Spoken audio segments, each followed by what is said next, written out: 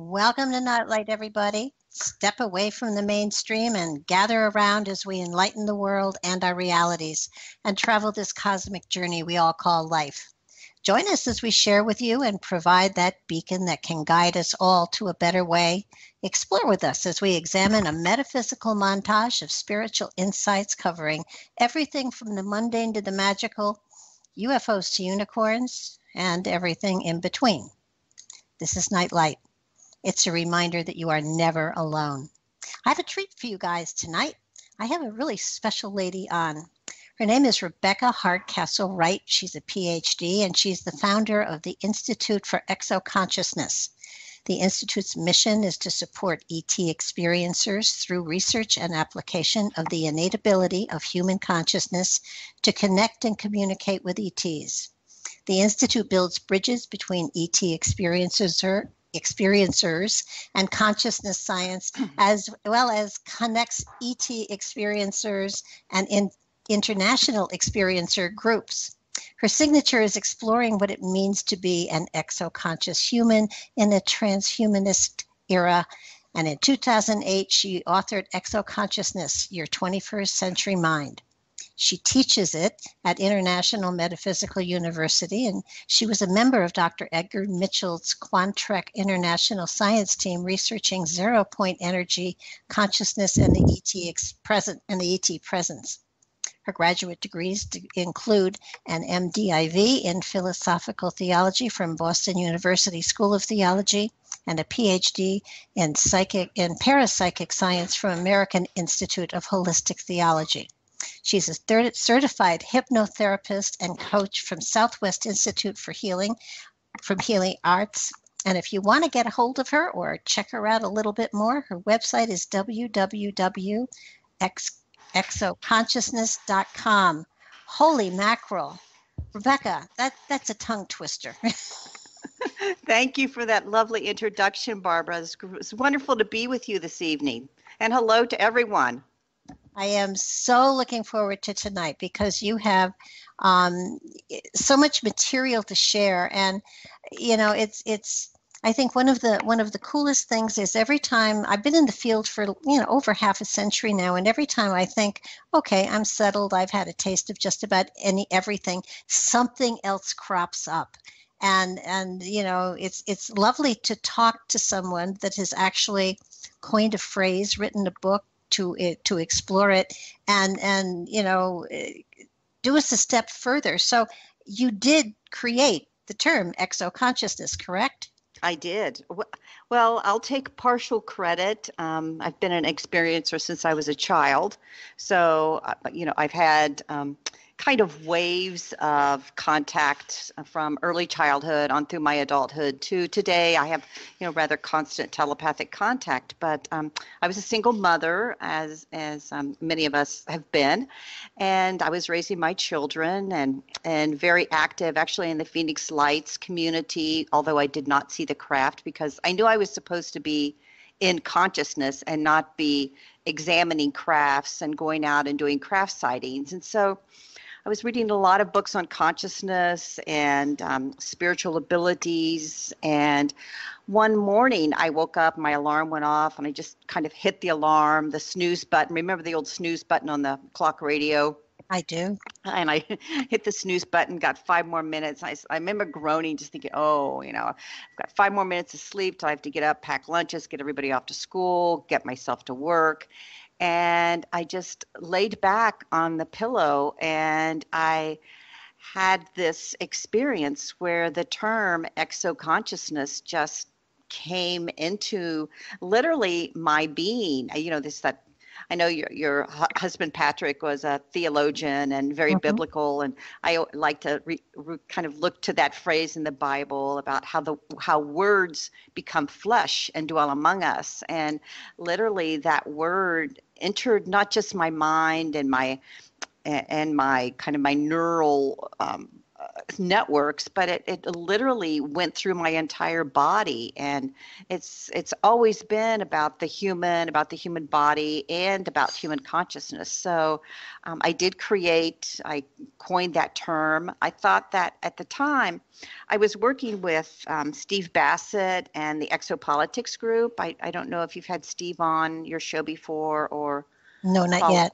followed his work. They were, very much into, government disclosure, and what the kind of the experts and the professionals of our society, the bureaucrats, have to say about UFOs and ET contact. And I actually still am active in that today, but there was the primary emphasis of my work was always going to be the human and human consciousness. So I knew then that I didn't want something that was sourced in military, government, intelligence, and intel.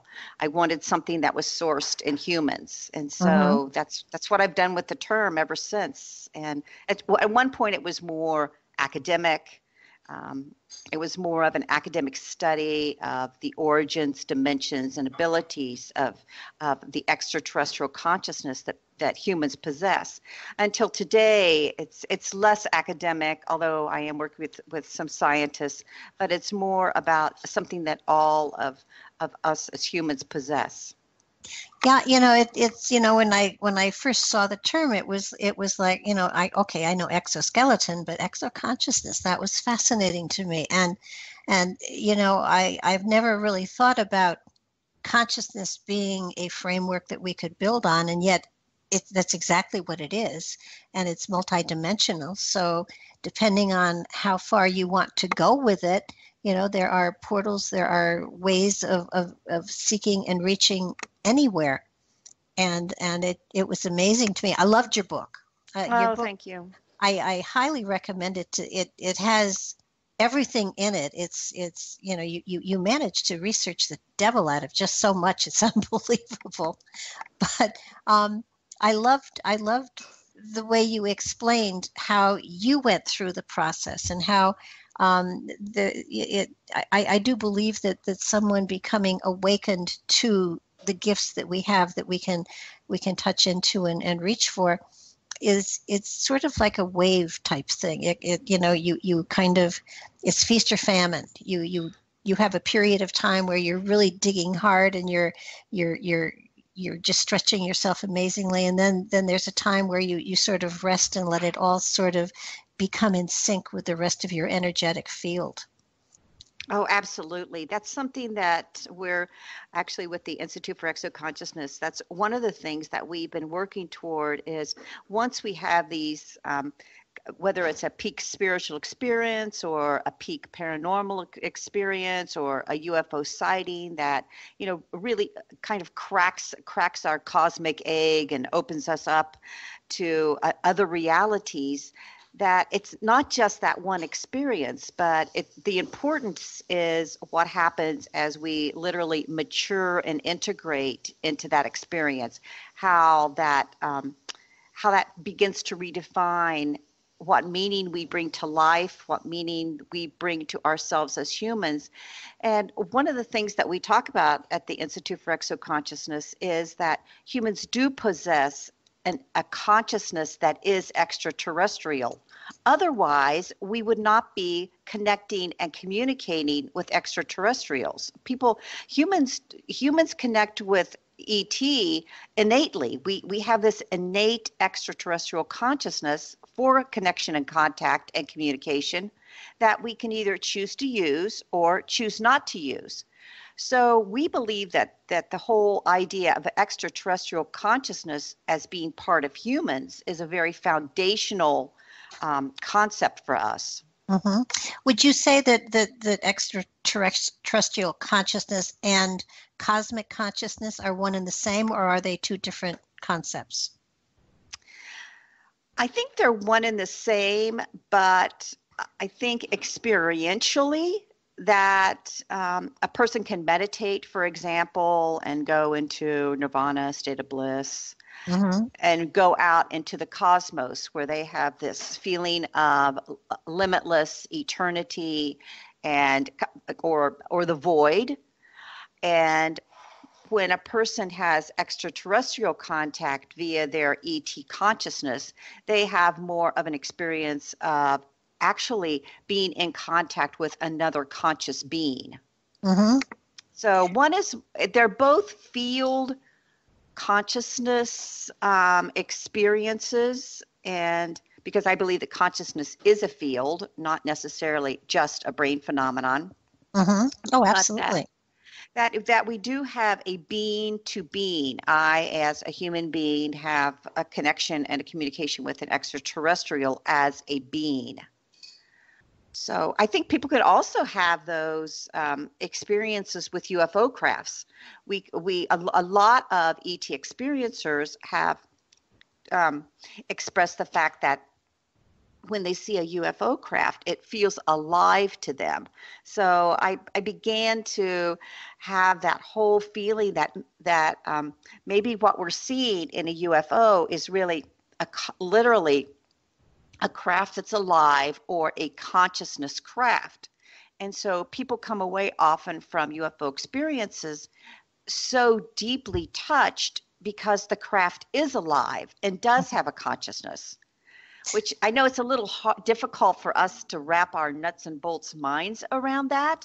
But I truly believe that that's how extraterrestrial propulsion and travel happens. And when I was with Dr. Mitchell, that was one of the things that we researched was um, 0 point energy, Mm-hmm. consciousness, and the ET presence. It was always kind of that trinity was always there. Yeah, well, when I saw, and I told you earlier, Hmm. one landed on my campus when I was in college. And when it took off, it swooped over my dorm and it literally blacked out the sky. I jokingly, people that have heard the story before will know this next phrase. If it had had a VIN number, I could have read it. It was that close. and what I found fascinating was that the girls were locked in the dorm, so that I was amongst hundreds of girls that were present at that particular situation. And yet, I saw it and I was just absolutely enraptured by it. It was like, wow, we're not alone. There's more out there. I was excited. I think if I'd been given a free pass, I would have gone immediately. There were other girls that were terrified and that were hiding in closets and screaming and having nervous breakdowns. And there were yet others that didn't see a thing. And it has always boggled my mind because I thought it was really cool. And it intrigued me. It was like, there's something here to follow. There's something here to pay attention to. There's something here to get to know better. Did And you talk about it as a dorm? no, no, no. It was in the 60s. And, I hate to tell people how long ago it was, but it was 65 or 66. I can't Hmm. remember exactly when, but it's one of the authenticated sightings. And that was the time when J. Allen Mitchell was out in Michigan, saying everything was swamp gas. Right. And so I was at Eastern Michigan University, Oh, okay. Yeah. and they closed down all of the airports around us, and Wow.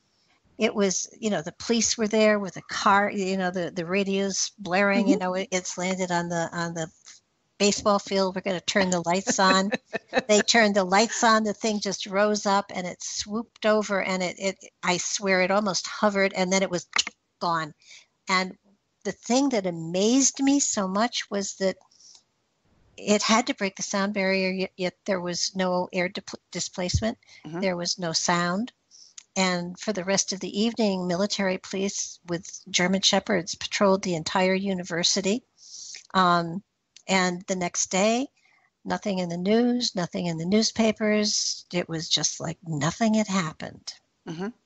That's And so common. That's such a common phenomenon with these things that touch us so deeply, and it's almost like they touch a place that we're afraid to share because it is so deep inside of us. Well, I was ridiculed for decades, and a couple of years ago, I met an author who had written a book called In Focus, and it was talking about the authenticated sightings and stuff like that, and there I was in it, and it was like I Oh, wanted to buy 40 or 50 books and just send them to everybody that gave me such a hard time about I shouldn't drink so hard when I was in college, and I mean the teasing that I have gotten over the years, and it's kind of like, yeah, I know you don't believe me, but it's okay. It was there, and it triggered something in me that was really profound. And I was off on a spiritual, and it wasn't a UFO thing. It was a spiritual journey that it triggered. But the two are very, very closely connected. interesting. I was given that word exoconsciousness, I think, just to explore the field of consciousness. And I don't know if you're familiar with Google Alerts, but I have a Google alert for it. So every day, whenever consciousness is mentioned throughout the press, Google scoops up all of those posts or articles or news and puts them into a nice little Google alert and then sends them to you. So it's been just fascinating. I've probably done that for about 10 years now. And it's been fascinating to see how the whole field of consciousness has evolved. And yet it hasn't evolved. And yet we still have that sense of mystery and wonder when an experience like this out of our ordinary day to day touches us and we don't know quite what to make of it. I've been caught up for some time in the exploration of transhumanism, artificial intelligence, any kind of neural implants, and what that's going to mean to we extraterrestrial experiencers, because we are very psychic. Mm-hmm. And what's it going to mean if I'm chipped, or say my children or grandchildren are chipped? What's that going to say if I have a neural implant that plugs into, a massive computer in Utah, then or Colorado? What happens to my psychic ability then? And then one day I was at yoga, and I was living in Washington, D.C., and there was a woman there, and she was probably maybe in her early 60s, and she was in my yoga class, and we walked out to the parking lot together, and I'm very friendly, so we just began to talk, and she said that she worked in DARPA, and I said, oh, which part of DARPA are you? The defense research and planning part of the military and the Pentagon. And I said, oh, which part are you in? And she said, well, I'm actually in artificial intelligence. I've been in artificial intelligence for 30 years. And I said, wow. I said, amazing things are happening. And, the whole, artificial intelligence, the neural implants, and biometrics going on. And she said, well, yes and no. And I said, what do you mean? And she said, well, to be honest, in terms of consciousness, we really haven't made much progress in 30 years. We're really quite stuck. And I just kind of looked at her, and I'll never forget this day. I looked at her and I just said, oh, are you stuck because you don't know what consciousness is? And she goes, that's exactly why we're stuck. And I feel that's a real point of humility to me also, because we talk about consciousness, and, we can look back, 400 years when during the Enlightenment, when knowledge was divided up into scientific knowledge, that, all the sciences and biology and chemistry and geography were given to the academics and the universities, and religion kept the concept of consciousness. Mm-hmm. And for 400 years did nothing with it. Yeah. They literally just sat on it. And so it's no wonder we haven't progressed. That was one field that just stayed stuck. Well, there is, I call it an awakening, because probably in the last decade or so, people have become more and more comfortable with understanding the spiritual essence that they have within them, and that their consciousness, goes beyond their physical body and reality for sure. And that so much else is possible. And it's my own personal belief that we carry our hall of records in our DNA, that everyone has their own hall of records, and it isn't hidden under some sphinx in Egypt, or it's In a black box. yeah, no, I don't think so. Though I think that I know that there are chambers and stuff under the Giza Plateau, Sure. and all of that, but it's I humanity is coming to a point where, to me, the last frontier is going inside and discovering the richness that we carry within us, and the powers and the abilities and the gifts and the talents that are there, if we take the time to not ask somebody to tell us, but to search it out, and be worthy of it within ourselves. I And always I always have to laugh when people talk about UFOs, unidentified flying objects, outside of themselves. This mhm, is, separate from me, and how that whole unidentified word was coined when actually the unidentified part is inside of us. It's not yeah, up in the sky. It's inside humans. That's what we're identifying, and we're doing a beautiful job of it. mhm. I totally agree with you. I think there's been quite a dramatic spiritual awakening in religion as well as in culture in general. I just kind of, to me, religion is a wonderful foundational thing, but the cosmic stuff does go beyond it. And Absolutely. but they're connected. It's not choose one They're or the so other. connected. It's both. After we talked, I went online and ordered Patrick's book, so it's on my table to read. UFOs in the Bible. I'm looking for it. It looks like a beautifully done and researched book. I wish I would have met him. I would have Ah, so enjoyed that. Sharing that kind of religious connection, and because religion yeah. is cosmic. Oh, It's geez, yeah. Well, cosmic.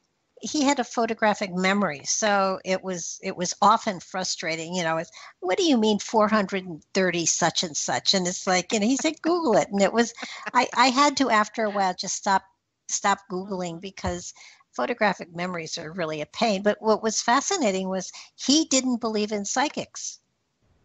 And so he brought the paranormal into the relationship, and I brought the spiritual into it, and we wrote a lot of stuff together, which was it was So magical. exciting. Oh, I It wish I was. would have met him. I'm going to so enjoy his book because, as you said in the introduction, I have a theological, philosophical theology background, and I know a lot of people in religion, across the spectrum. I was an Mhm. interfaith campus minister for 15 years, actually, ironically or not ironic, just outside Wright-Patterson Air Force Base at Wright State University.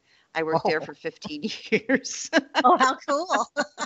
Yeah, so I was like sitting right on top of, Hangar 18 or wherever the Yeah, goods are. I don't know, 51, but 51. yeah, Very but well. It's funny because Patrick was a trained Baptist minister, okay. though he never became ordained. Hmm. I'm a spiritualist minister, and I have served in the pulpit. Yes, I So saw that. it was hysterical, because he felt traditional religion had gone the wrong way down the street, so to speak. So Was he he Southern or American Baptist? Southern. Okay, because they're very different. Oh, yes, they are. But it was fascinating. Every now and then I find, I'll be talking with someone, and a biblical question will come up, and I will know the answer immediately, and it has to, and it's like, thank you, Patrick, because I had Oh no idea yeah. where. And somebody said, well, where did that come from? And I said, probably Patrick, because you just can't. His mind was amazing. You couldn't help but right. It's almost like a muscle memory of your marriage where Oh, all of the scripture coming forth. Oh, I agree. There's some ways in which I've kind of let go of religion and the church and just felt as though, when they're ready to talk about it, wonderful. mm-hmm. But I mean, I have some wonderful, clergy and religious friends, and we do talk about it some, but there's just not much interest there. There's just not much there right now. Well, like I said, it's a wonderful foundation, and especially in the texts that are not in the Bible, there's a tremendous amount. I mean, the Gospel of Thomas, for one. Absolutely. And there are so many wonderful.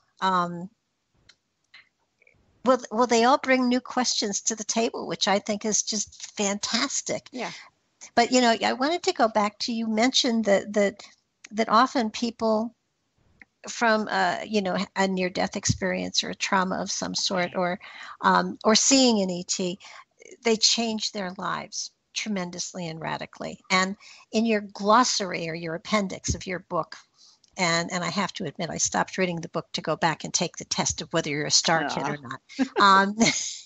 But it was fascinating. How did you put together all those questions to find out if you were a star kid or not? Oh, good question. When I was writing the book, I was actually going to, I was getting my certification in hypnotherapy and life coaching at Southwest Institute for Healing Arts in Phoenix. Mm-hmm. And so I was reading a lot of different books on, just personality, different psychological theories. I was going a lot into spirituality. I saw that you're a Reiki master. I was working with a Reiki master at the time, and I took that basis of spirituality and psychology and theology, because I'd been a pastoral counselor for many, many years. And I combined that with the fact that I was attending monthly a group in Fountain Hills, Arizona, outside of Phoenix, for extraterrestrial experiencers. We were literally an experiencer group. It was run by a woman named Ruth Hover, Dr. Ruth Hover. She worked with John Mack and his peer group out of Harvard, with Leo Sprinkle and that kind of, Bud Hopkins, that very small kind of initial group that gathered around working with ET experiencers, and she became my mentor. And so through working with her, I just began to collate different ideas of what an experiencer would possibly go through. I got very interested in, I don't know if you're familiar with it, but your audience might like it, highly sensitive people. There's a woman that has a website called Highly Sensitive People. And I just thought, this is ET experiencers are highly sensitive people. And I just kind of merged all of that knowledge into the Star Kid quiz. And I've actually kind of changed it and edited it over time, and, worked through it when various things have emerged. But that's how it came to be. That's how its life began. Well, I can't tell you how many years ago it was, but it was, I'm afraid it was decades ago. NASA put out a list of criteria for if you were a star child. And really? Yes. One of them was that you have a calling, but you don't know where it is or what it is. You have a mission, but you don't know what it is, and it's very frustrating to you. Another is a fascination with antiquities, with ancient civilizations, and there were a couple of others. But interesting. They actually, I remember somebody sent it to me and said, "So you're a star child?" And I read it and I said, "Probably." Usually very psychic or in tune with the environment, and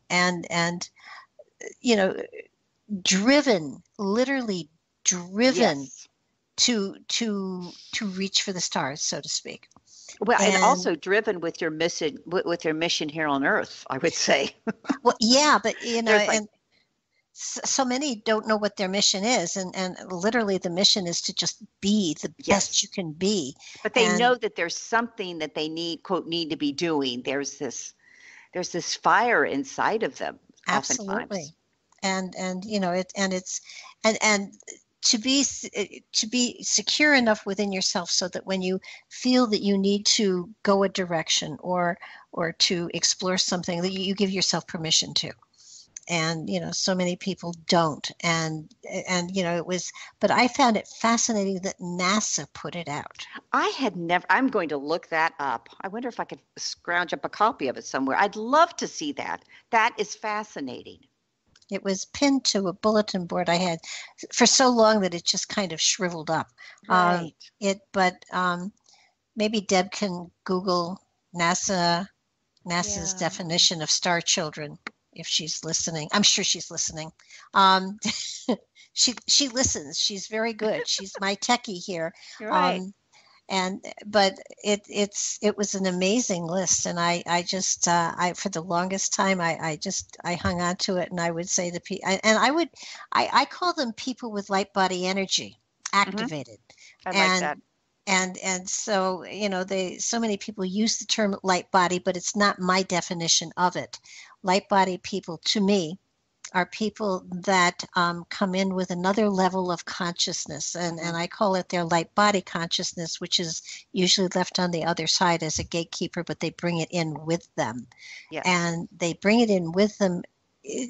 From what I gathered from what I was given, that light body energy people turn up on the planet in times of extreme transition and confusion.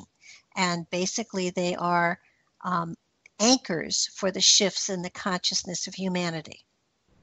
And I totally agree with that. And sometimes I think that we are remnant people also. We kind of tend to the remnant of people who are other light bodies, or people who, you know, wish to evolve into that. And we sort of tend to that group of people.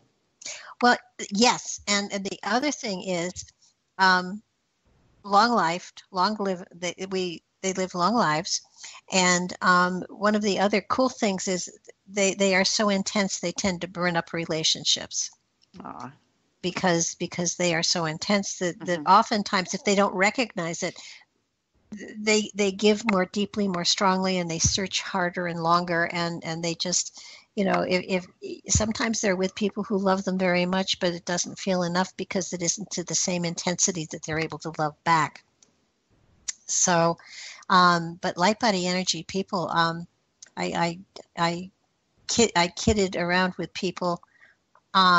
Rebecca, did you see the link? I did. It's wonderful. I can't wait to see it.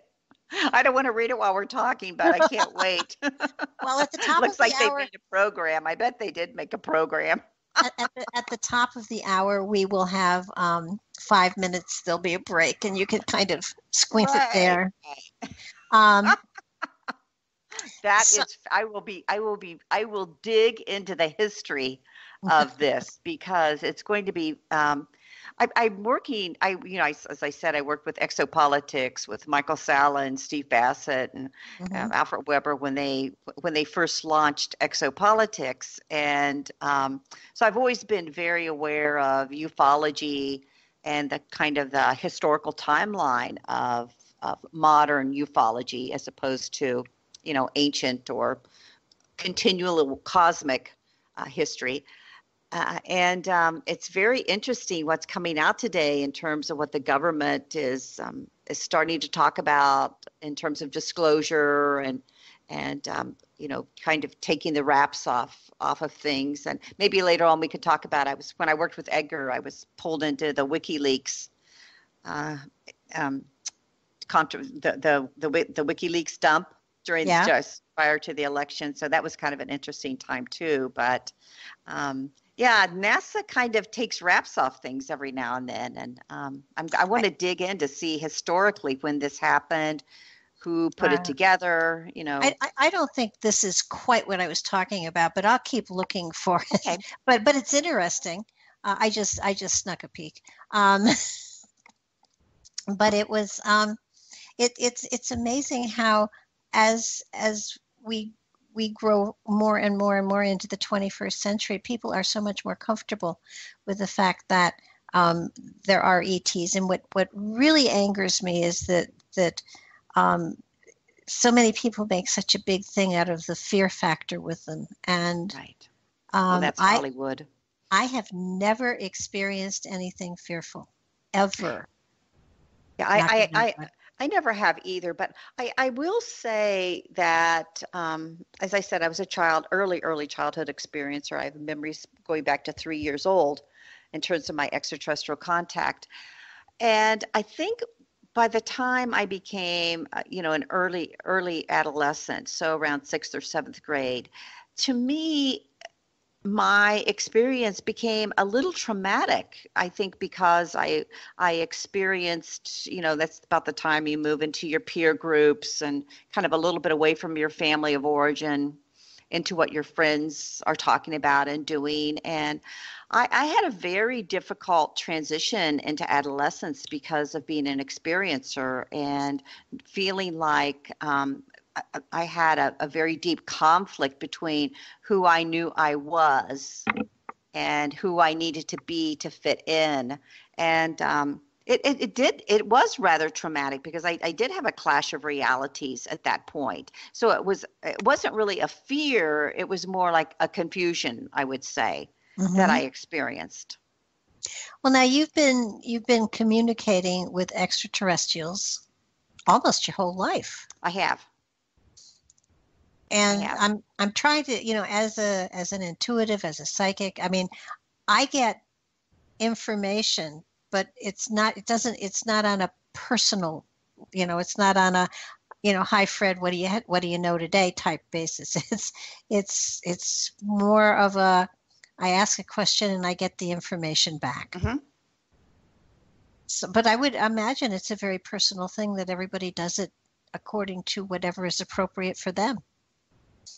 I think it's very personal. It's almost like, we all have a different blueprint inside of our consciousness or our DNA or wherever it is that causes us to have these paranormal or these extraterrestrial contact experiences in different ways. And I can look at mine and throughout the whole, you know, span of my lifetime so far. And as I have matured and integrated and calmed down about who I am, Hmm. much of it due to the fact that I moved to Fountain Hills and became a part of that extraterrestrial experiencer group. It was such it, and I was a young adult at that point. Actually, I was probably in my 30s.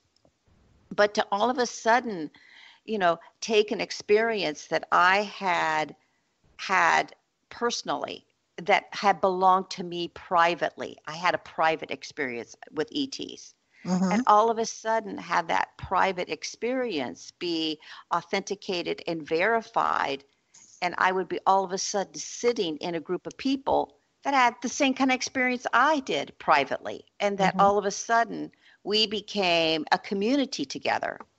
That to me was probably the most one of the most powerful parts of my integration, that these people in the group, they're still my friends, and I still see them, and the minute we pick up the phone and talk to each other, we are on the same wavelength. We're talking the same language. We know the same information. We have to use very little words, and we know exactly what each other are talking about. And I feel like I was so privileged to have that one of the things that the Institute for Exoconsciousness is doing now today is that we have launched another website that's under exoconsciousness.org.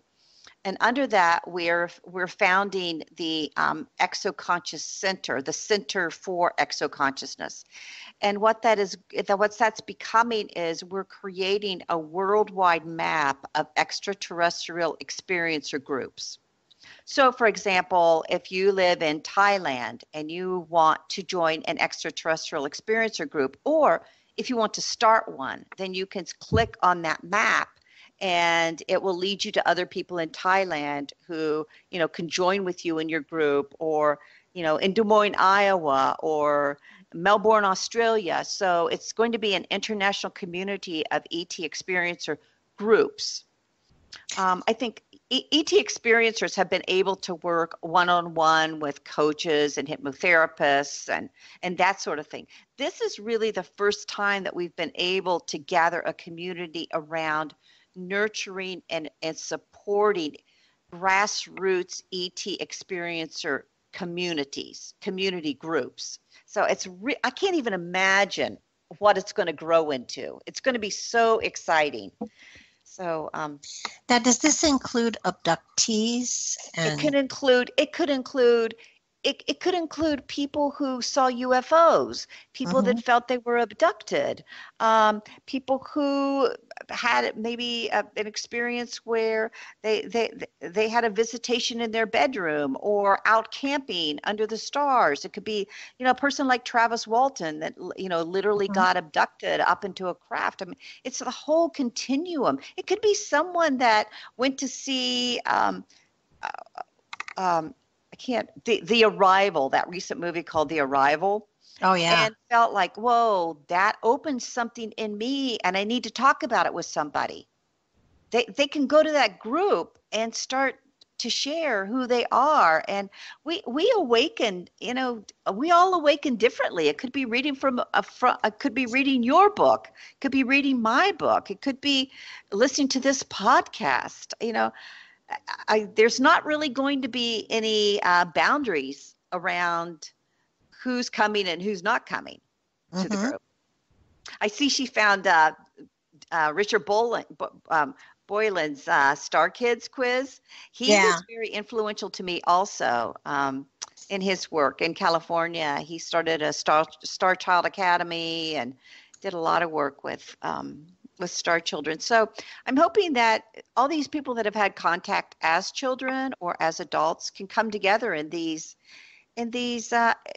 literally communities. And I feel like the computer allows us to grow this map of groups. Absolutely. That is just, it's mind-boggling what it's going to grow into. And then along with that, to sort of supplement it and nurture it, we're doing, as part of the Institute, then we're bringing people on as teachers who specifically want to be teachers to these groups of ET experiencers, to offer like a training or workshops, most of it probably video online, so that people can continue to learn and continue to share with one another. And then we also hope to have once a month, then we hope to have a gathering where if you're running a group, say in Melbourne, Australia, and you have somebody in Beijing, China, that those people that are running the groups can all come together on some kind of a Zoom or a Skype or a talk where, we can all get together and talk about what's going on with our groups. So we want to really organize it and open lines of communication on the earth, because we as the Institute believe that at this time on earth, that we can literally become portals for the dissemination, for the reception and the dissemination of extraterrestrial information. Now, you mentioned in your book a lot of different kinds of extraterrestrials that are out there, and do they each bring a different kind of wisdom, information, or insight, or is it just kind of whatever is attracted to you is what you get shared with?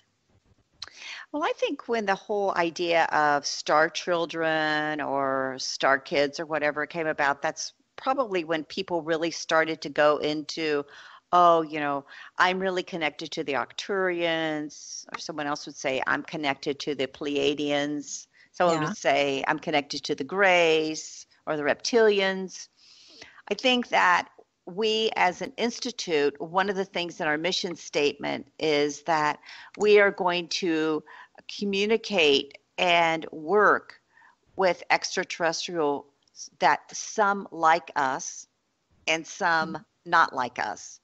So we're very explicit that some of these ET races and beings may not be at all like us.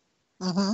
And so we don't really have any expectation that, we're only going to be attracting humans that are connecting with other humanoids or humans that are connecting with Pleiadians, that, this is a venture.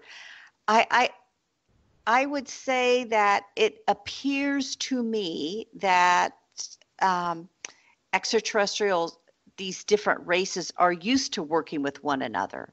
The issue is that we're not used to working with them. We're not used to working with each other either. Or each other, right. I have often said that the Earth is really very primitive. So I'm pretty sure they don't. I think we've been quarantined sometimes. Something that they really don't want to turn us loose on the cosmos because we just don't have our act together yet. Maybe that's the purpose of the Van Allen belt. I don't know, but there's something that seems to be holding us in place. And I what better way to open these portals of information back and forth between humans and extraterrestrials than in a community where you learn to get along with people, and you're not, I can remember, gee whiz, it must have been like back in the mid 90s, I was visiting a ufologist's home, and I experienced reptilian beings in the inner earth when I was a child. So I'm very familiar with reptilians. Really, I've been visited by many different types of ETs. And I mentioned reptilians to this ufologist, and he and his wife, they just could not suppress themselves. It's like they started rolling their eyes, and like I could tell, like they really thought that the reptilians were evil, that they were going to come and eat everybody, and whatever propaganda had been spewed all over everybody. That I just had to laugh, and it's kind of like, whoa, did they want me to stay at their house or not? Because well, I've been talking to the reptilians. Patrick often said that if extraterrestrials wanted to eat our brains and enslave us, they would have done it thousands and thousands of years ago. I mean, it's not like they're fattening us up for something. And aren't we doing just a bang up job and enslaving ourselves? Oh God, yes. No, it just you sit back and are you familiar with Billy Meyer at all? I am, yes.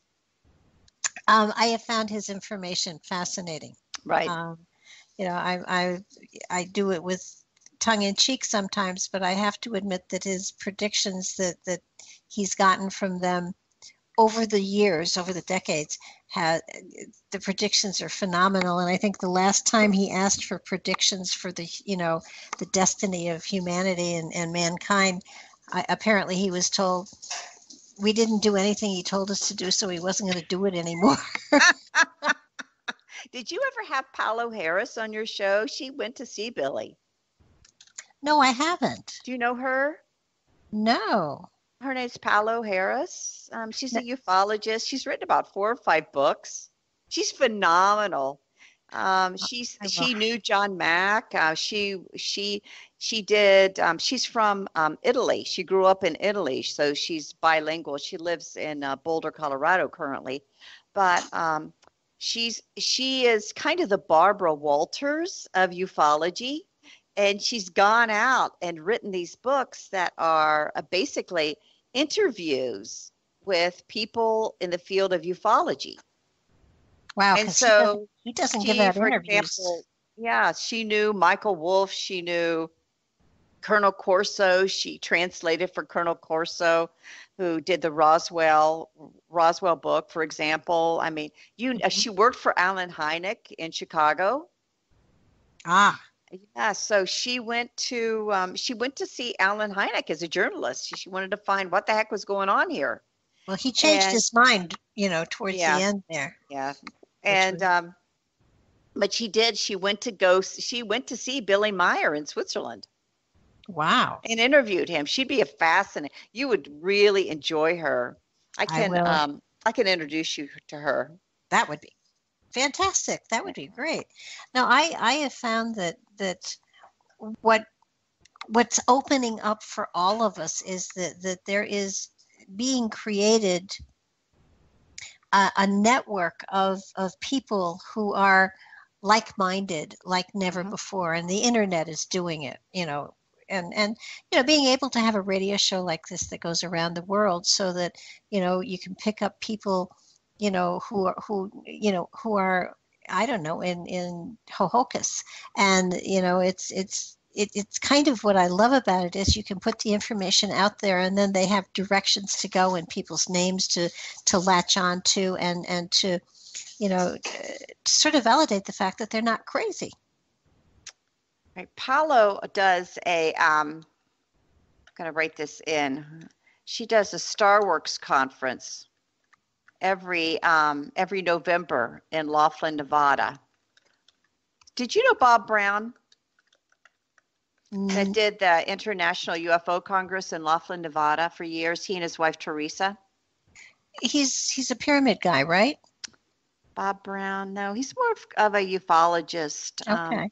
Yeah, and he and his wife Teresa did the International UFO Congress for years in Laughlin, Nevada, and it was just it was almost like a journey to Mecca for people, to go to that was like one of the first UFO congresses. And then the group out of Phoenix, John Rao, bought the conference from Bob Brown, and he has the conference in Rao has the conference in Phoenix now, the International UFO Congress. So Paulo went back to Laughlin, just to give a plug to your audience.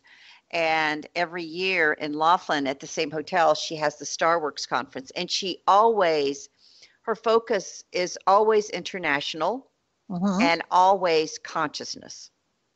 Well, it's just, I think what I am finding is that so many people are expanding into other dimensions, which I have been yelling about for a long time. And one of the things that you did mention in your book briefly, the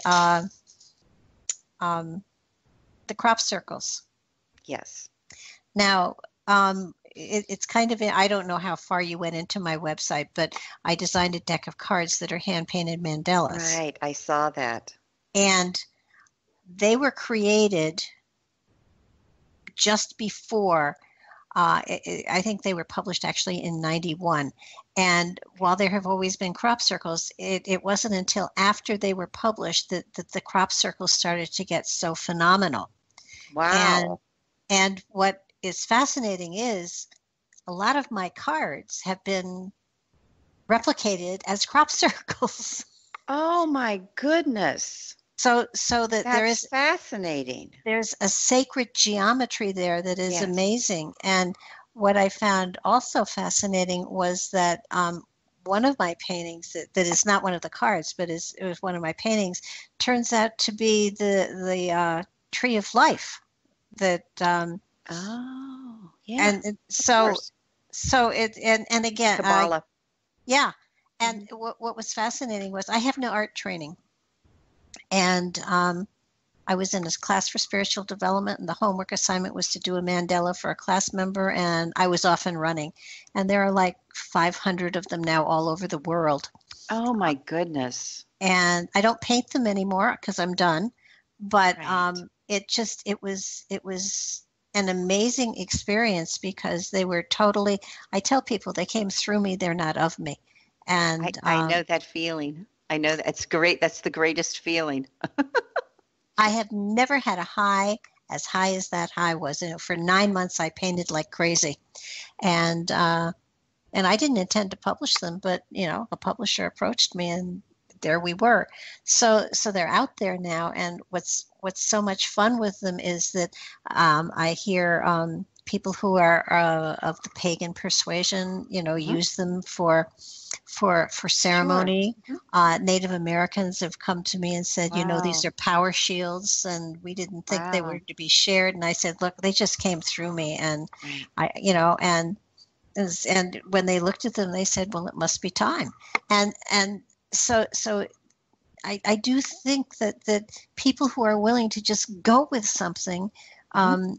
have a richness that comes to them through them that is a gift to all of humanity. That's remarkable. I worked with Chet and Callista Snow. I don't know if you've met them before, but they he's a past life regressionist, hypnotherapist, and they ran a crop circle conference in Phoenix, Arizona every year. And I helped work their conference. Okay, And we've I, got it. yes, I'm here. Um, I, we've been talking about the fact that there is, I believe that we have the capacity to communicate with extraterrestrials. I do believe that, in all of the quote unquote junk DNA that is not junk, we carry within us not only our own hall of records, but the ability to regrow limbs if we can turn that part on. That there are channels to all sorts of amazing things inside of us, and it's a matter of activating them and accessing them, so that what we're talking about, you and I here, is something that everyone has the capacity to do. Not Yes. not everyone is going to do it, but everybody has that option. And there, I know there are a lot of people out there that suspect that they have had some sort of communication or some sort of experience. Can just not go into all of it, but give us some of the things that sort of point to the fact that they have these lines open and that they could access this information if they wanted to. You mean in terms of being an ET experiencer? Yeah. What would they? I think primarily an ET experiencer is a person that has a high psychic intellect. And by that, I mean that, either through environmental circumstances of perhaps their family lineage or, in many, many places, different cultures, for example, Native Americans, Celtic people had, they raised their children using their psychic abilities. And so as that lineage matured and was passed down generation to generation, you were looking at a race of people literally from a part of the earth that is really quite psychic. Um, they know how to psychically read other people, when a permission is granted, as well as people that can communicate with animals, people that can communicate with plants, people who communicate with the earth, with different energy signatures, either on the earth, maybe at a vortex, or an energy signature in another human being or an animal. I think I would call those people as they possess high psychic intelligence or high psychic abilities. In my presentations, I talk a lot about Howard Gardner, who put together the theory of multiple intelligence at Harvard, because he was tired of just measuring children's intellect in terms of linear, linguistic, and mathematical intelligence. And he broadened it out to, I think, 10 intelligences today. I mean, he's still adding intelligences. One of them is that he just added recently is a nature intelligence, where a child or a human could possess the ability maybe to connect with plants and animals. So I would add to his list that we have a psychic intelligence. He's really never talked about a psychic intelligence, like a psychic IQ. Mm-hmm. But I believe that people that do possess a psychic IQ, this is how we orient ourselves in the world, literally. This is how we live our life. We don't necessarily go by what the doctor tells us or what the dentists tell us, because we're already inside our body. And we're already our first opinion, and we know what's wrong or what's right or what needs to be looked at, and we're that in touch with not only ourselves, but psychically we're in touch with other people. So we have become the experts in psychic intelligence. I think a second thing that ET experiencers possess is, as you referred to it earlier at the opening of the show, were referring to multidimensional minds. Mm-hmm. I think that that people who are ET experiencers probably have oftentimes some kind of out-of-body experience. So I guess we're talking in a sense of psychic intellect. They're in their body, they're using their body, they're using their gut, they're using their psychic ability. And then on the other hand, they're able to literally travel either in dream work or maybe through a near-death experience, or it could be just an out-of-body experience where they've had that sensation sometime in their life. And sometimes it's unfortunately from a trauma experience. Mm-hmm. Sometimes when we're in a trauma experience, we pop out of our body, and For good we're reason. we're outside on the ceiling, floating around, looking down at us, experiencing this trauma. A lot of children, I've noticed that among ET experiencers, there's oftentimes traumatic childhoods.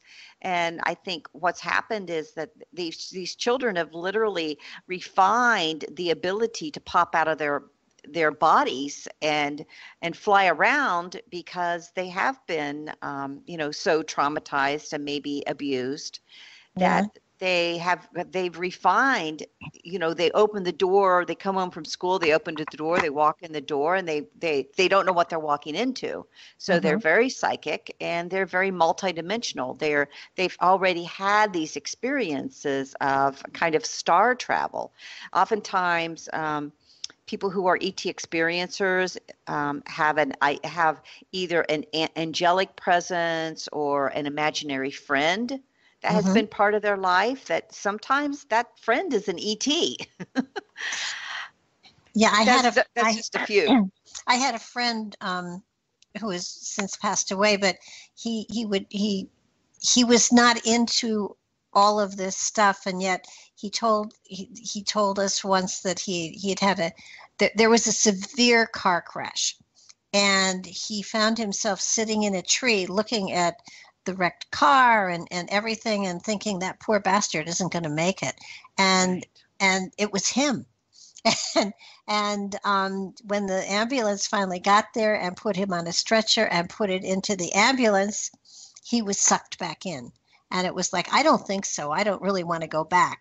This looks like it hurts. And he was right. It did. Um, Yeah. what about people who have had contact and with extraterrestrials, and yet see I know people that have been abductees, and then I've known people that really communicate with bringing ancient wisdom of sorts into this reality in order to apply it to our life today, and yet that to me is also a contactee type thing, because you're going interdimensionally. Oh, absolutely. People that, can go to, whether you call it the holo records in your DNA or the holo records in your science mind, people who remote view. Mm-hmm. I think all of those psychic abilities that people that can see ghosts, people that are mediums and can talk to people who've passed over. I think that That's the coolest thing ever, I yeah. gotta tell you.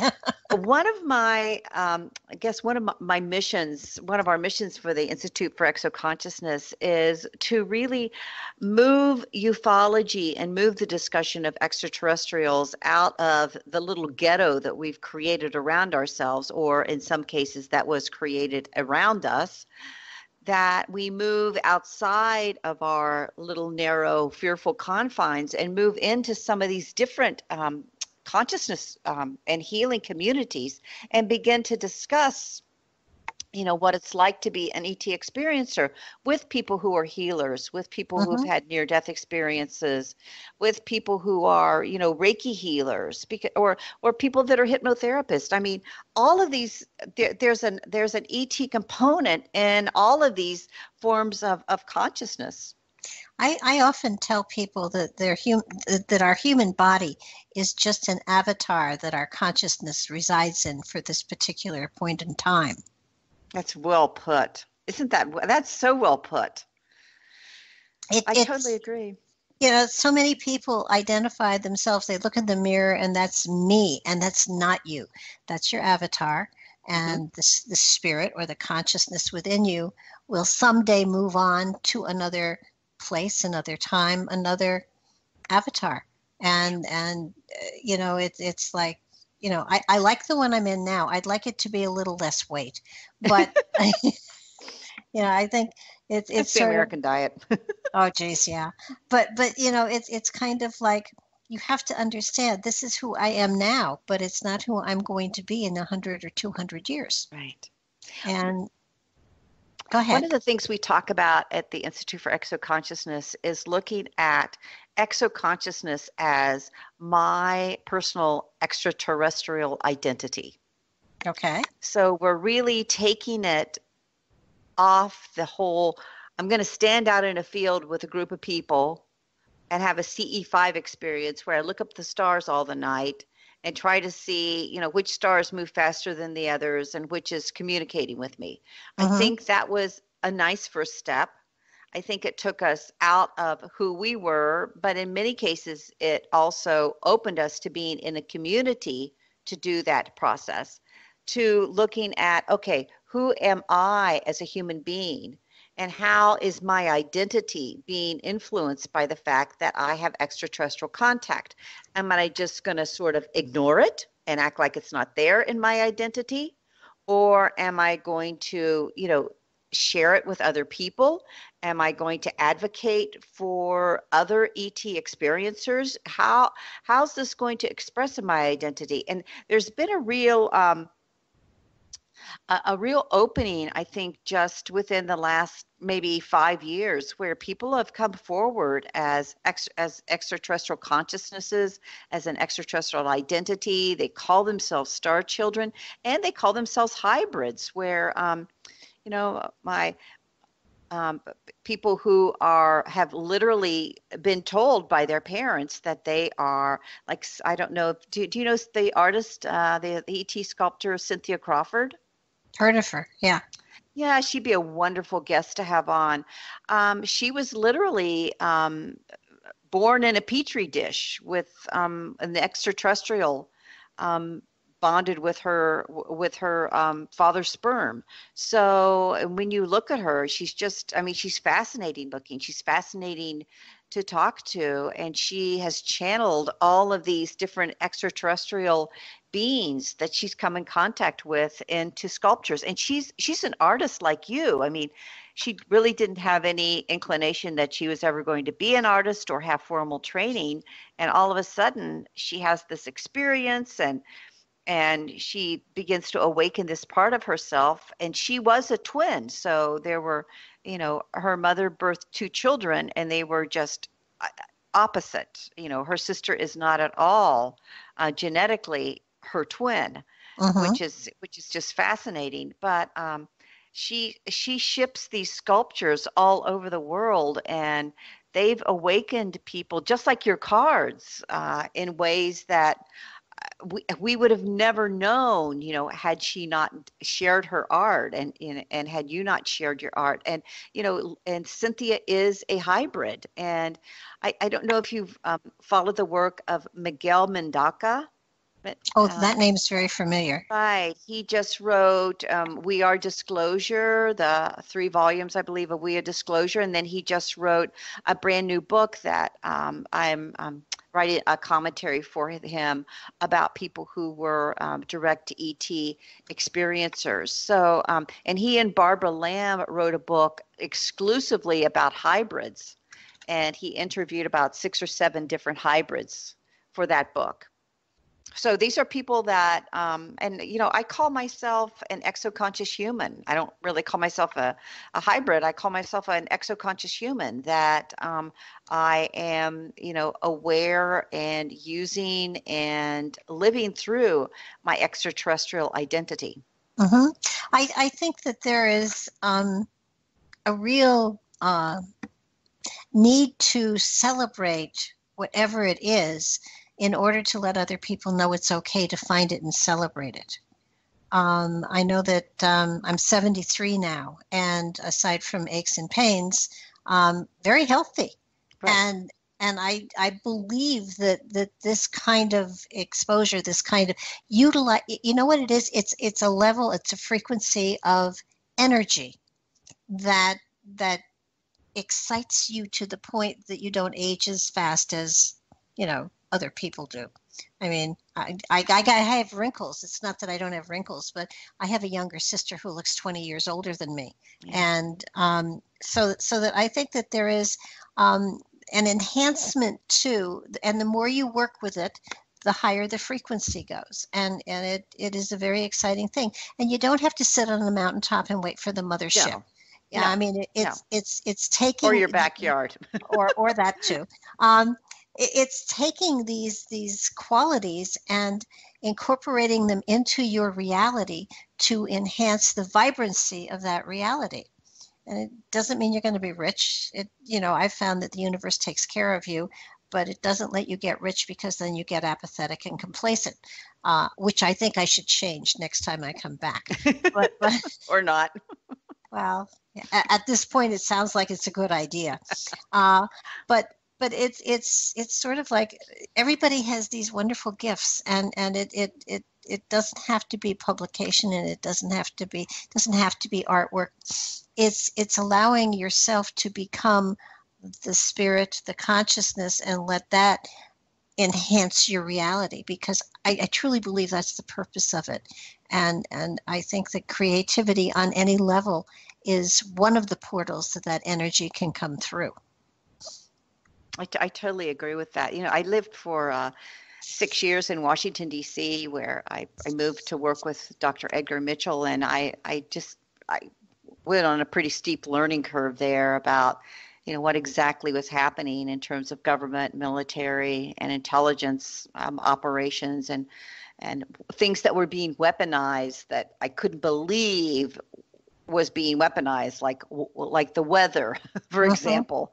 Yes. The extent of mind control and invasion of privacy, the extent of transhumanism. And I look at what is happening on one level of our planet, and it really is planetary on a transhuman. The transhuman agenda is definitely a planetary agenda.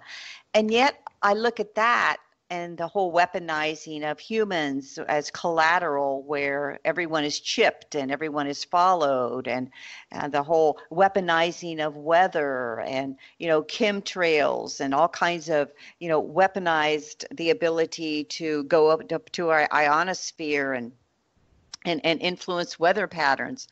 When I look at that, and then I look at the amazing coming to life that people are doing, just in terms of you talking about crop circles, people that are into crop circles, people that are communicating with animals and plants, people that are seeing the earth as a living, breathing, conscious entity, that we're participating with her in this life, that there's definitely we're coming to a crossroads. Mm-hmm. I truly believe that we who are ET experiencers are our best hope for our future in many ways, because we are so tuned into the field of consciousness and to the planet and to one another in ways that you get into this intelligence and military and Pentagon type of thinking, where everything and everyone is weaponized, including the weather. That we have got to.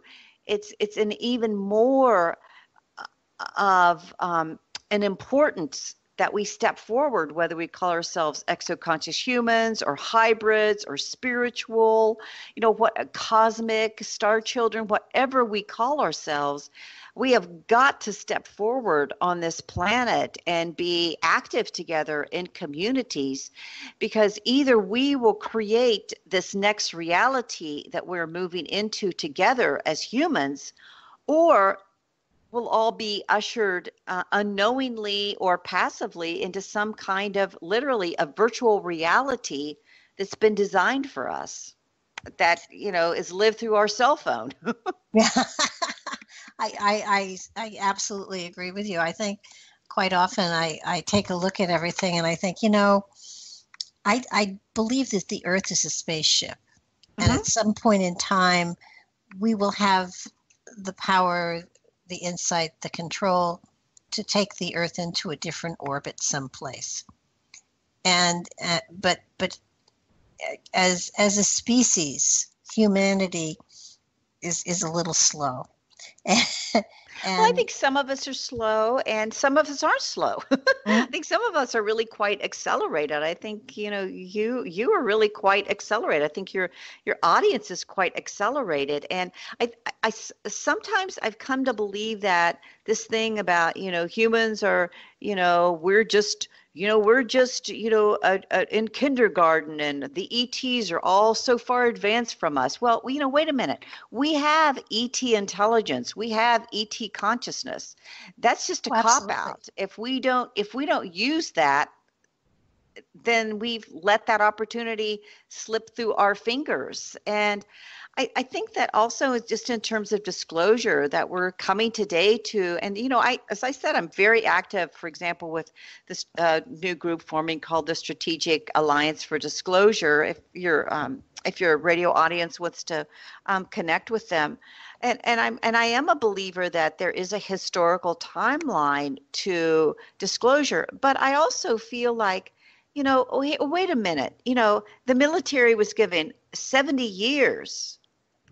Intelligence was given 70 years. The government was given 70 years to disclose this whole, what they knew of the extraterrestrial presence here on Earth. And they've done very little with it.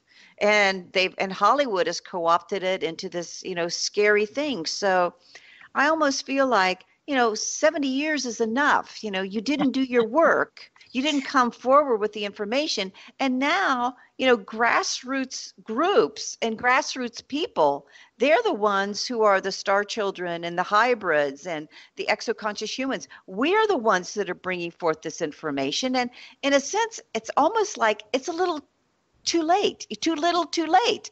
We have, I was pulled into the whole WikiLeaks dump prior to the election, before, in October, prior to the November election. And I was pulled in because I was working with Edgar Mitchell, and he and I were writing letters. I was writing the emails to John Podesta's office so that Edgar and I could go meet with John Podesta to talk about disclosure. And actually, John Podesta and Barack Obama, we had asked to speak with them about disclosure. And that was back in 2011 when I wrote those emails to John Podesta. And the meeting John Podesta agreed to meet with us, but not with Barack Obama. We wasn't prepared to have Barack Obama included.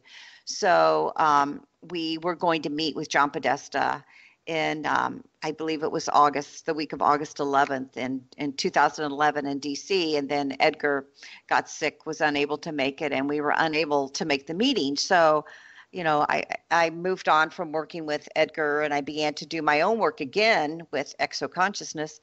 And then in 2015, then all of a sudden, we had this huge dump of WikiLeaks. And, my friend in Canada sends me an email one morning. He's like, Rebecca, click on your email, you're in WikiLeaks, your phone number and your email address is all over the world. And I'm like, oh, great. And then I looked at, Podesta, Hillary, all of the Jimmy Kimmel shows, George Bush going on Jimmy Kimmel and goofing around. And I'm like, really, these people have all had their shot. John Podesta had his shot. Oh, yeah. He didn't do it. And then, after Donald Trump is elected, then all of a sudden we have a million pages flying out of the FBI's files that it really has no new information in it. I mean, their disclosure, there is no new information coming from them. And yet, maybe it's important for them to do it. I hope they do it. I'm supportive of that grassroots initiative that says you need to do it. And yet I think that it is too little too late in many ways. And the whole extraterrestrial experiencer community, in many ways, they've moved on. We moved on. I truly believe, have always believed that if extraterrestrials were going to make contact, they wouldn't do it, by landing on the White House lawn. No. In my opinion, it has always been and is going to continue to be a telepathic communication to everyone. And, oh, yes. And it's a matter of, what the government holds back or not, it doesn't matter. Did Eisenhower have a meeting? Probably. I don't know. But the reality here is, I truly believe that for the most part, it is a loving, kind, yes, energetic that they are trying to share with us. Harmonic. Yeah. And unfortunately, our government, with every new invention, it's how can we make it a weapon, which just ticks me off unbelievably. But I do feel that we're going to, one of the things, I do predictions for every month of the year. Right. Yeah, I read about that. And one of the things that I've come up with is that for some reason, and it was on a couple of shows when a guest didn't show up or something, and I just decided to predict for the coming year. And one of the things that I said that keeps coming back at me and smacking me in the face was that at some point in time, and I gave it a time frame of sometime this summer, that we were going to find out that NASA was a fraud and that they really aren't working on spaceships, they're working on interdimensional travel. So that all these spaceships that are sending out into space, they don't expect them to go anywhere. They truly don't. But they are more into working on interdimensional travel, Stargate type material. And I know one of the things, are you familiar with the Bosnian pyramids at all? Yes. I had Dr. Sam on the show, and we were talking about some of the stones that have pictographs on them, and one of them was interpreted because it came very close to the runic stuff, but it was runic but not. And the message was, we have sealed the chambers, we have sealed the tunnels, we'll have to now just be out there and fight and to survive and wait for the Stargate to open again. Now, cool thing is that the tunnels that he's working in are phenomenal. And if you look at the progression of the equinoxes and then the cosmic equinoxes, they come in sync once every 27,000 years. And we're at one of those time frames where they are both in sync, so the veils are thinner. The ability to reach into other dimensions is much more profound than ever before. And it's a matter of those who are willing and open to get that kind of communication and information are being downloaded like crazy. Yes. And it's fascinating to see people talking about ringing in their ears or humming in their head, and am I crazy? And it's like, well, have the doctor check it out, but I strongly expect you've gotten a download of some sort. Right. Give yourself some time to let it sort of integrate. Become synchronistic with your own energy field, and do some journaling to see what kind of cool information that you're getting there. I used to have when I was I've often had downloads, but especially when I started working with Edgar Mitchell and his team of international scientists, because a lot of times I would have these papers, and I mean I'm not neither a science nor a mathematician, scientist nor a mathematician, and I would just go to bed. I'd read the paper. I'd go to bed at night, and I would just say, I need a download. I need help to understand this, and I would wake up in the morning and read the paper and I'd understand it. So Mhm. I think moving out into that whole field of consciousness, whether you call it a holographic universe or a conscious universe, whatever you call it, that's something that's something that humans have always been able to do. And some humans, whether they met shamans or medicine people or healers in their tribes, that these people were moving out into that area of consciousness. That's why I think it's so exciting that the whole arena of paranormal is just cracking wide open today. I think that's what it's all about. I would add to your really powerful prediction that NASA being a fraud because they're really into interdimensional or Stargate travel. I would add that I believe that a lot of work that NASA has done has been underground, that we have an incredible underground system of weapons and tunnels and communication portals that are moving all through this earth. And I think a lot of money that we thought was going into space was actually going underground I to, would to totally build agree. this. Yeah, no, I totally agree. It's sort of like, okay, so that is a more realistic type of disclosure than, Yes, absolutely. I mean, Yes. I keep it's really funny. Most of the years,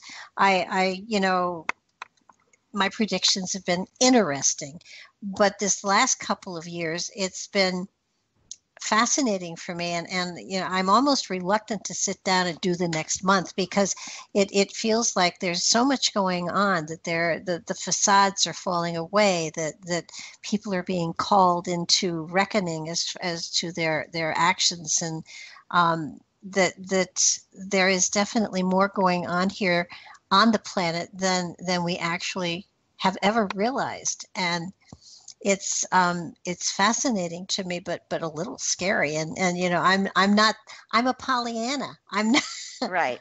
and yet there's this issue that there will be riots because of what's going on as far as nationally.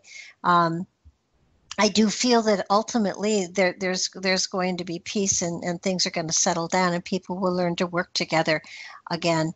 And so that, but it looks like it's going to take at least 2 years. It's gonna take a while. I was gonna say there's a phenomenal underground installation researcher named Richard Sauder, who now lives in Ecuador. I'll introduce you to him.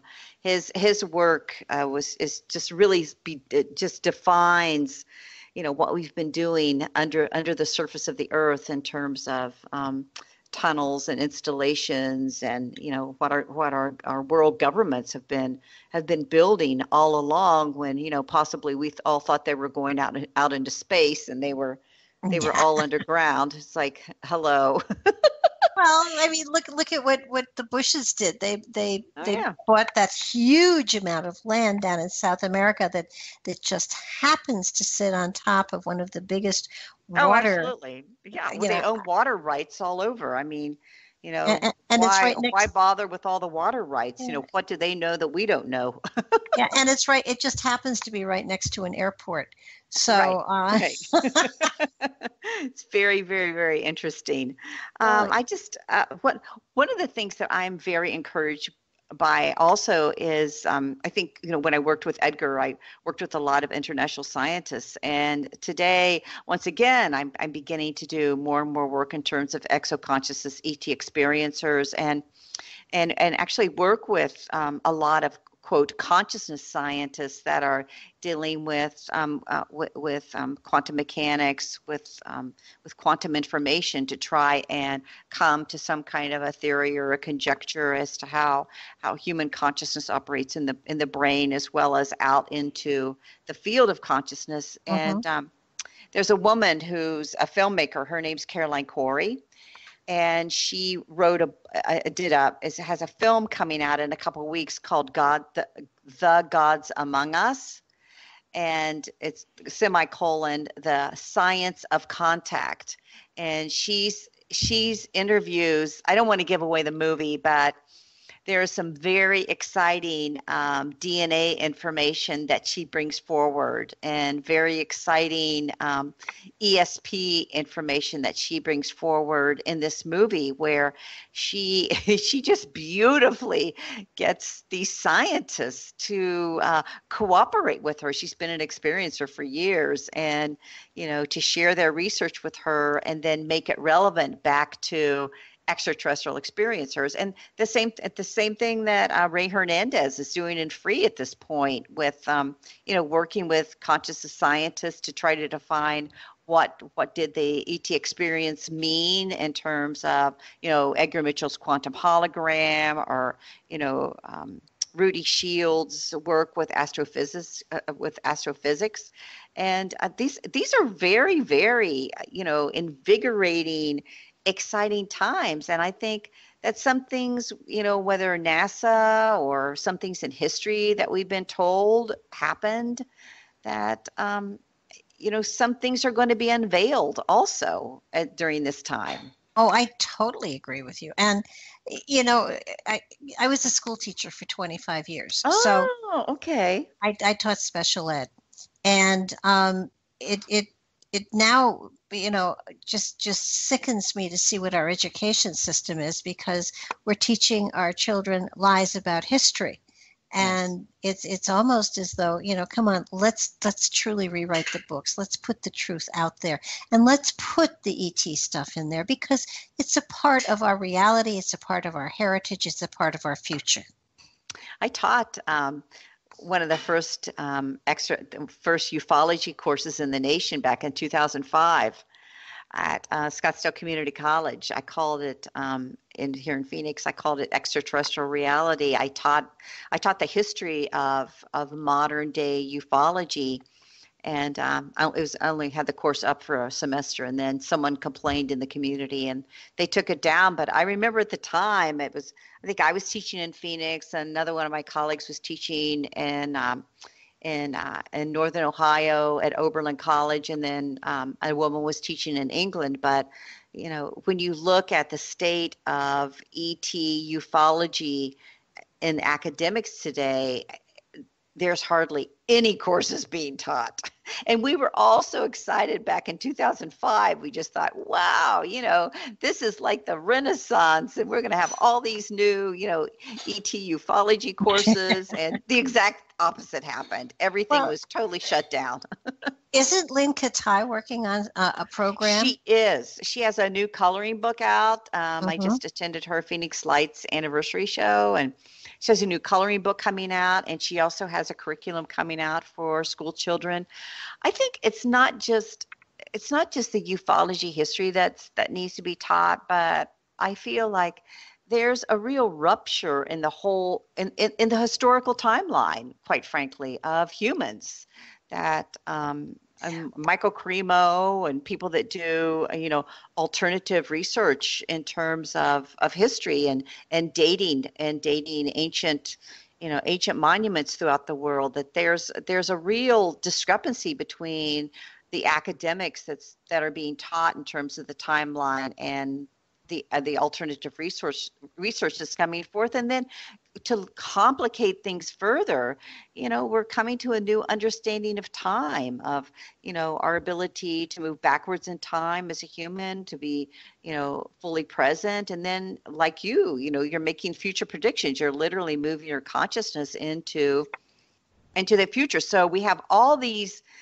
kind of movements afoot, where I don't believe that the formal university system as it exists today is able to cope with it.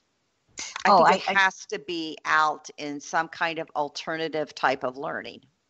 Unfortunately, because, it really is, schools today don't even teach social mores. They don't teach you how to interact with other people. And above everything else, they don't teach you how to think. No. And so for I tell this to people all the time. I had 4 years in college, 2 master's degrees, and nothing I learned in any of that applies to anything I do today. I totally, it's funny. I applied, I can relate to that. I applied to a PhD program at a major university on the East Coast, and the program to which I was applying, the professor wrote back and she said, "We have nothing to teach you." I applied to a college for a PhD in metaphysics or whatever you want to call it. And I spoke with the woman who was, going to help me plan my schedule. And she had time to go through my website and everything. And she sat with me and she said, "You could teach half of these classes." I said, no, I want to take classes where I'm going to learn something. She said exactly the same thing. We have nothing we can teach you. And so I said, "So now what?" So now you go out into this radio show, and me and my work, we teach, but it's a very different. It's not the formula based teaching. It's not the formal curriculum based teaching. It's very different, and maybe that's for the best. Well, it is, but on top of everything else, because I have the pleasure of interviewing such wonderful people, I make sure I read all the books they've written first, so that I have it's part of it is in case they drop off, I can still go on with the show because I know what I'm talking about. Oh, interesting. That's interesting. Yeah, good. I think it was Brad Olson that he has some really fascinating books, and he dropped off somehow, and I forget what we were talking about, but I just kept going. And after about 10 minutes, I said to my producer, I said, "Is Brad back?" And Brad said, "Oh yeah, I'm back, but I figured you know what you're talking about." So I said, "No, this is your material. You're supposed to be saying it." But that's exciting. He was into the haploid groups and everything, and right. I mean, I've had such amazingly just phenomenal experiences. And then Patrick and I got into the megalithic type stuff because of the chambers that are around here. Right. And we did the documentary on Secrets of the Stones. I saw that. I wrote it and narrated it, and he did all of the graphic work and the music, and Cindy Jordan did all of the music for us. And it was an amazing experience. And I said to him, I like rocks, but I prefer them to be faceted and shiny.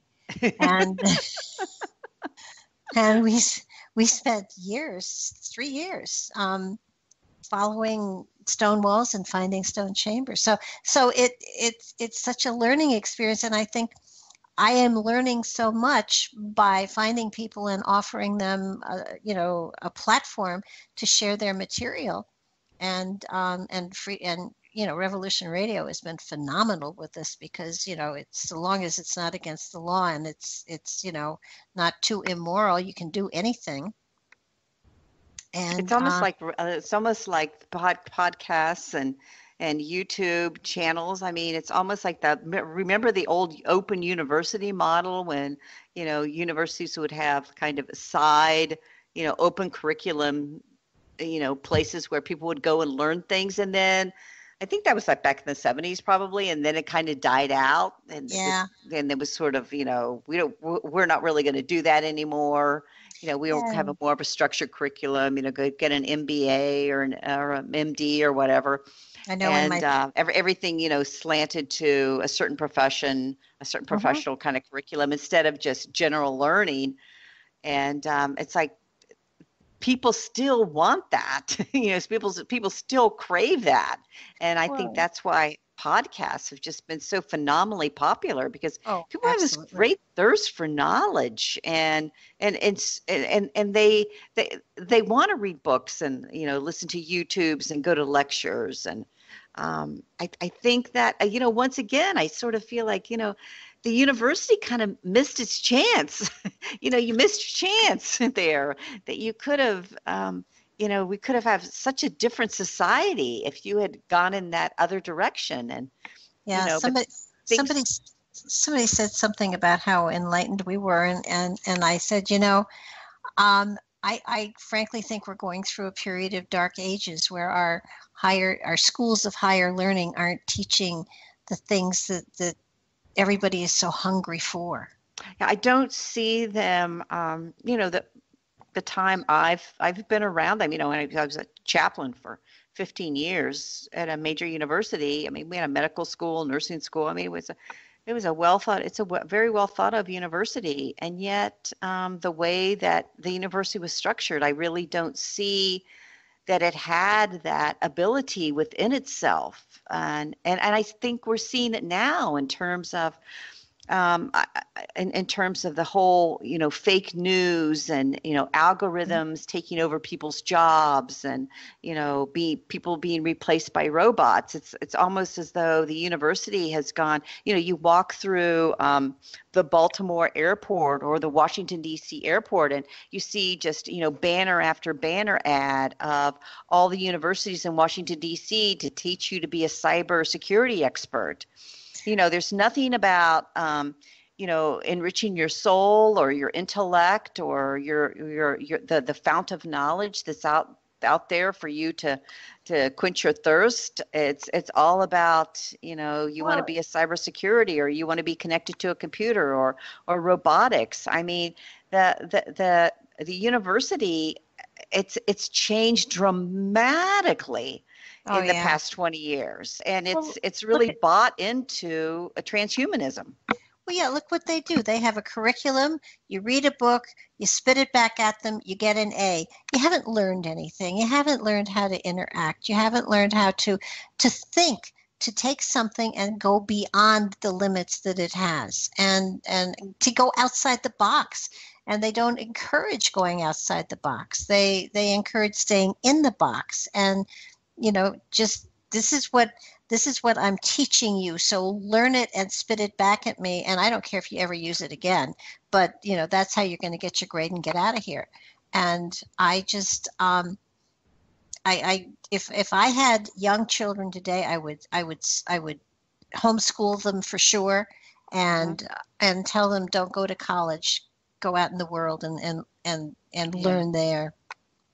Well, I'm in Arizona now, and I'm in Washington, D.C. It was interesting because in Washington, D.C., you had a very active a public school system, and very good public school system. And then you had the whole echelon of private schools. Hmm. So you had to pay, 40, 50, 60, up to $75,000 for your kid to go to private school. It's like paying for a college education Oh for gosh, your yeah. for your child. It was a very, have and have nots kind of educational system. And then here in Arizona, it's quite the opposite. I mean, it's just a plethora of, of availability, from charter schools to religious schools to public schools to homes. The homeschool is a huge movement here in Arizona. So I think that, children are being taught different ways, but it's not part of the public school curriculum anymore. I think it's parents that, like you're saying, take the initiative and do that. I think that there are resources certainly there to do that, Hmm. but major universities and major public schools have